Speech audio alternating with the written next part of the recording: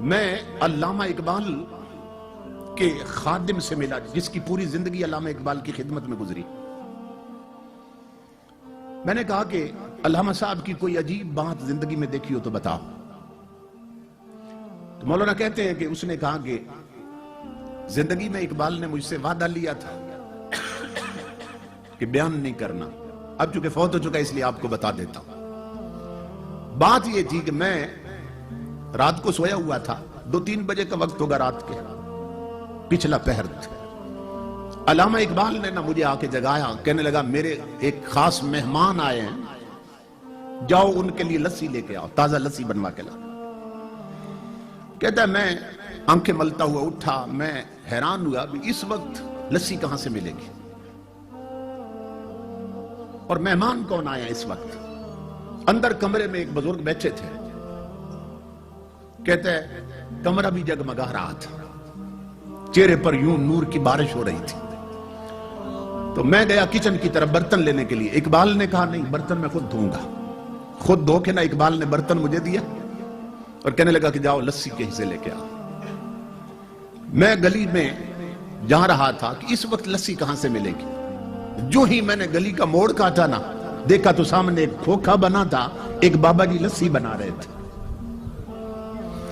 میں حیران ہو گیا کہ یہاں نہ پہلے کھوکھا تھا نہ یہ کبھی بابا دیکھا، یہ راتوں رات یہ کھوکھا کیسے بن گیا، اور دل میں خوش بھی ہوا کہ کام قریب سے ہو گیا۔ اب یہ صبح تحقیق کریں گے یہ کھوکھا کس نے بنایا۔ کہتا ہے میں نے نہ انہیں کہا، میں نے کہا 2 جار کے علاج مجھے لسی بنا دے، انہوں نے لسی بنا کے دی۔ میں نے ان بزرگوں سے کہا، میں نے کہا کتنے پیسے ہیں، تو مسکرا کر فرمانے لگے، کہنے لگے لے جاؤ، اقبال سے ہمارا معاملہ چلتا رہتا ہے۔ کہتے میں بڑا حیران ہوا، یہ اقبال کو بھی جانتے اور میں انہیں نہیں جانتا۔ خیر میں لسی لے آیا، اقبال نے برتن پکڑا، کہنے لگا بیٹھو اپنے کمرے میں، لے گئے لسی مہمان کو پیش کی۔ اب میں اگلے حکم کا منتظر تھا کہ مہمان رات ٹھہریں گے یا جائیں گے۔ تھوڑی دیر کے بعد مجھے آواز آئی کہ مہمان اٹھ کھڑے ہوئے۔ اقبال دروازے تک چھوڑنے گیا، بغل گیر ہوئے، مان کا کیا اور دروازے سے باہر نکلے۔ وہ کہتا ہے میں بھی دوڑ کے نکلا، میں نے کہا کہ آپ علامہ صاحب آرام کریں، میں دروازے بند کر دیتا ہوں۔ علامہ صاحب اندر چلے گئے۔ وہ نوکر کہتا ہے اللہ کی عزت کی قسم لوگوں، جب میں نے باہر جھانکا نا، آدھی رات کو آئے اور آدھی رات کو جا رہے ہیں، یہ مہمان ہے کون؟ تو میں دیکھ کر حیران ہو گیا کہ اس مہمان نے ایک قدم اقبال کے دروازے سے اٹھایا اور دوسرا قدم گلی کے آخری کونے پہ رکھ دیا اور غائب ہو گئے۔ میں دوڑ پڑا پیچھے کہ اتنی عجیب شخصیت اور اتنا بڑا قدم میں نے زندگی میں نہیں دیکھا، یہ کون ہے، کہاں گئے؟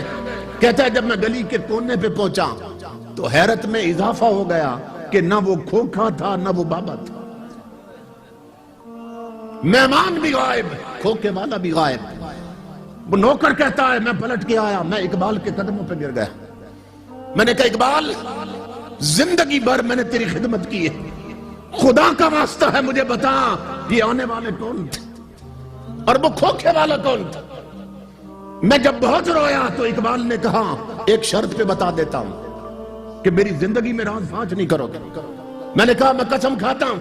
اقبال نے کہا سن میرے دوست، اللہ کی عزت کی قسم، جو آئے تھے وہ غریب نواز تھے اور کھوکھے والے داتا علی حجویری تھے۔